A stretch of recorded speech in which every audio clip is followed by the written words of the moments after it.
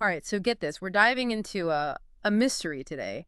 A mystery that surrounds, well, Christmas. Ooh, a mystery. I like mysteries. Well, this one might just turn your whole idea of Christmas upside down. Oh my. Okay, I'm ready. We're talking about the true birth date of Jesus. Say? And get this, our main source, the Bible's answer on life's big questions. Book 2, an answer for the exact birth date of Jesus Christ. It claims there's more to the story than the December 25th we all celebrate. All right, more to the story than December 25th. Yeah, it's going to be a fascinating journey, a journey through biblical analysis, historical records, and even astronomy. Wow. It's amazing how much we take for granted, especially when it comes to traditions.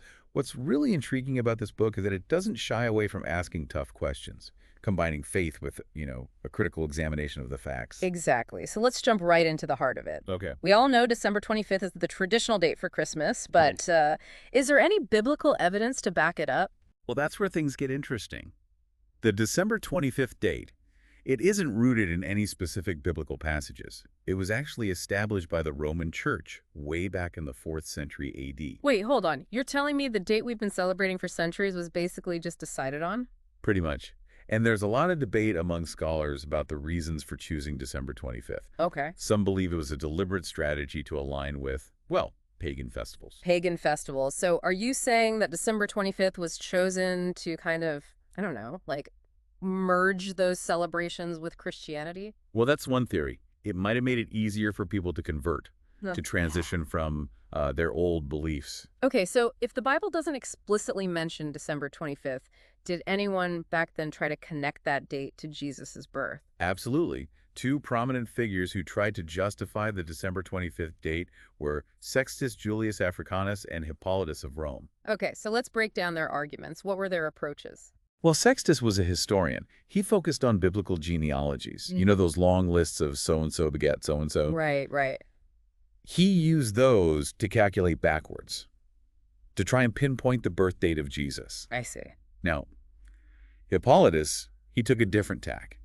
He believed Jesus was conceived on the spring equinox, Okay. on using a standard 9-month gestation period that would put the birth around December 25th. So both of them were really stretching to make December 25th work, even without, clear evidence from the Bible. Exactly. But here's the real kicker. There's a passage in the Bible that seems to contradict, well, the whole December 25th idea. Seriously. The Bible itself challenges the traditional Christmas date. You've got to be kidding me. It's true. Luke 2.8, it describes shepherds tending their flocks at night. Right, the shepherds. That's a classic part of the nativity story. This detail, it has huge implications. Wait, I don't get it. How does that disprove December 25th? Well, think about the climate in Bethlehem. It gets pretty cold and rainy during December. Shepherds wouldn't have been out in the fields with their flocks at night. It just doesn't make sense. You're right. I guess even 2,000 years ago, shepherds kept an eye on the weather. Exactly. This detail suggests a different time of year for Jesus' birth. And that's where, well, the real detective work begins. Okay, you've officially got me hooked. If not December, then when does the Bible suggest Jesus might have been born? The book builds a case for September or October. It's based on clues hidden within the Bible. Are you ready to uncover them? Absolutely. Let's put on our detective hats and get to work. Yeah. Okay, so we've established that December 25th, well, it might not hold up under scrutiny. Right. So where do we even begin to look for clues about a different birth date? Well, the book points to the census decreed by Caesar Augustus. You know, the one that sent Mary and Joseph to Bethlehem in the first place. Right, right. The whole no room at the inn situation. It's mentioned in Luke 2.13. Okay, but how does a census help us figure out a birth date? Think about the logistics. Okay. A massive empire-wide census.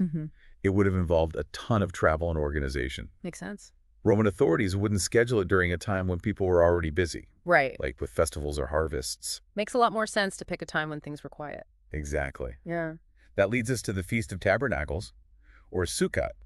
Sukkot, okay. Full disclosure, I know more about that from crossword puzzles than anything else. Can you give me a quick refresher? Of course. Sukkot is a week-long festival celebrated in September or October. Okay. It commemorates the Israelites' journey through the wilderness after they fled Egypt. Okay.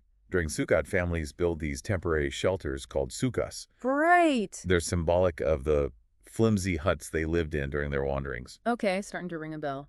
So if the census happened right before or after Sukkot, Yeah. it would make sense for people to already be traveling. To their ancestral hometowns, You exactly. got it. And the book points out this fascinating connection. The word manger in Luke 2.7, where baby Jesus was laid, is related to the Hebrew word sukkah.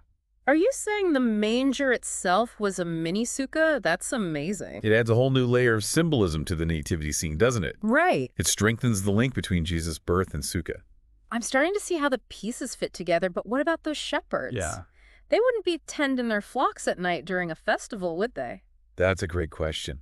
But keep in mind, the post-harvest period in September would have been ideal for grazing. Okay. The fields would be empty after the crops were gathered, and the weather would be mild. Perfect for shepherds and their flocks. Exactly. So the shepherds could be out with their sheep, enjoying the quiet, which would align perfectly with the September birth. It all starts to line up beautifully. But wait, there's more. Oh, there's always more. The book delves into the story of John the Baptist Oh, yes. to narrow down the timeline. Oh, Yeah, John the Baptist. The guy preaching in the wilderness, paving the way for Jesus. yes. So the Bible tells us that John's father, Zechariah, he belonged to a priestly division called Abijah. Priestly division. That sounds a bit like an ancient club or something. Kind of was, in a way. Okay. The priests were divided into these groups, and each group took turns serving in the temple at specific times. So Zechariah's group, the Abijah division, would have had their designated time to serve. Precisely. And get this, by calculating the priestly rotations, it seems likely that Zechariah's time of service would have fallen sometime around June. Okay, I'm following so far, but how does that connect to Jesus? Remember the angel Gabriel appeared to Zechariah while he was serving? Uh-huh. That's when he learned that his wife Elizabeth would give birth to John. So if we know roughly when Zechariah was serving, we can estimate when John was conceived and then when he was born. Exactly. And since the Bible tells us John was 6 months older than Jesus, it adds another layer of precision to our timeline. Okay, let's do the math.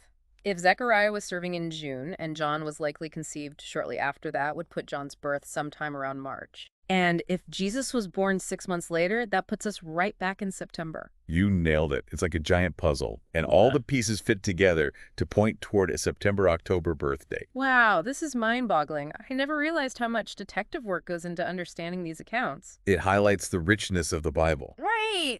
Sometimes we need to dig a little deeper to uncover the hidden meanings. So we've got the census, Sukkot, the shepherds, and now John the Baptist's birth, all pointing towards September. Is there anything else that supports this theory? There's one more piece. A Jewish festival called Shemini Atzeret. Shemini Atzeret. Okay, that's a mouthful. Might sound a little intimidating, but it's actually pretty straightforward. Okay. Think of it as an encore performance after Sukkot. An encore. Interesting. How does this extra day of celebration connect to Jesus? Well, according to Luke 2.21, Jesus was circumcised on the 8th day after his birth.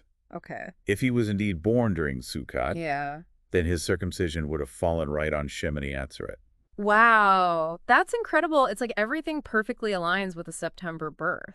Right. But hold on, we haven't talked about John the Beloved yet. Yeah. He was one of Jesus's closest disciples. Yes. Surely he would have known the true birth date. That's a brilliant point. It seems impossible that John wouldn't have known the exact date, but he doesn't explicitly state it anywhere in his gospel. So what does that tell us? Is it a dead end? Not necessarily. While John doesn't give us a date, his gospel does offer some clues that connect back to the Feast of Tabernacles. Okay. And this leads us to a deeper question. Okay. What's the significance of the birth date, beyond just the historical puzzle? I love that. It's not just about the when, but the why. Right. John's gospel hints at some fascinating answers. What kind of clues are we talking about? So we've got all these clues pointing to Sukkot, but John never actually comes out and says, hey, Jesus was born during the Feast of Tabernacles. What's the deal with that? Well, it's true. He doesn't explicitly state the date, but what he does do is weave this powerful symbolism. Right. Throughout his gospel that resonates deeply with Sukkot, it's like he's leaving these breadcrumbs for us to follow. Okay. I'm intrigued. What kind of breadcrumbs? One of the most striking examples is in John 1.14, where it says, the Word became flesh and made his dwelling among us. Right. Now that phrase, made his dwelling, Yeah. it might not seem like much. Yeah. It sounds pretty straightforward. But the Greek word that John uses for dwelling is eskonchon. Okay. And that word, it has deep connections to tabernacling and what's the central theme of Sukkot. Tabernacles is like a giant flashing arrow pointing right back to Sukkot. Exactly.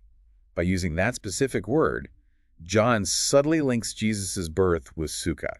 Okay. And it doesn't stop there throughout his gospel. John emphasizes themes of light and water, Okay. both of which are central to Sukkot rituals. So can you give me some specific examples of how those play into Sukkot? Sure, during Sukkot, there's a tradition of lighting candles each night, and there's also a water libation ceremony, Right. where water is poured on the altar, symbolizing blessing and abundance. Wow, and those same themes of light and water are woven throughout John's gospel. It's incredibly unlikely to be mere chance. Right. It Right. seems John intentionally used those symbolic elements to connect Jesus' birth with the Feast of Tabernacles. So if we put all the pieces together, the clues, the historical context, the symbolism, it creates a pretty strong case for September, doesn't it?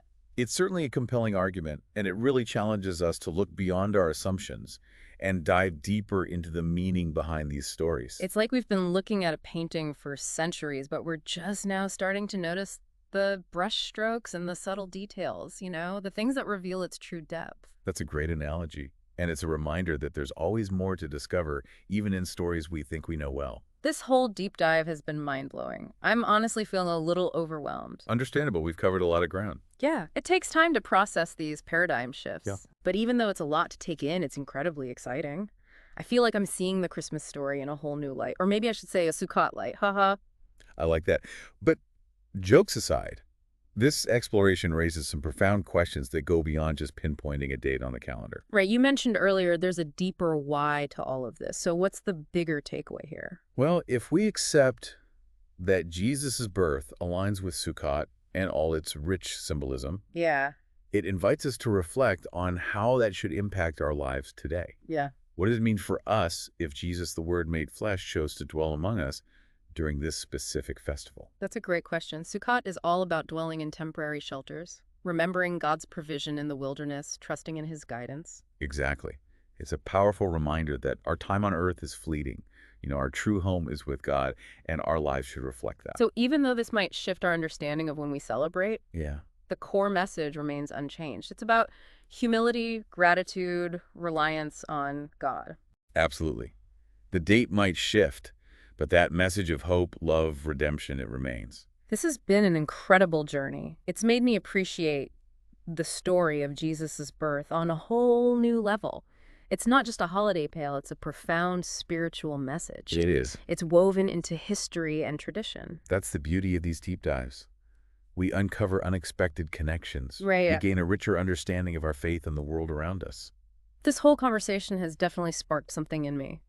I want to explore these themes further and think about how I can apply them to my own life. That's wonderful. And remember, true faith isn't confined to a single date. Right. It's something we live out every day. So as we wrap up this fascinating exploration, I want to leave our listeners with a final thought. Okay. If Jesus' birth fulfilled the symbolism of Sukkot, so perfectly, dwelling among us, bringing light into the world, Yeah. how can we become living tabernacles reflecting God's presence in our own lives? That's a beautiful question to consider. I have a feeling this deep dive will spark many more conversations and reflections.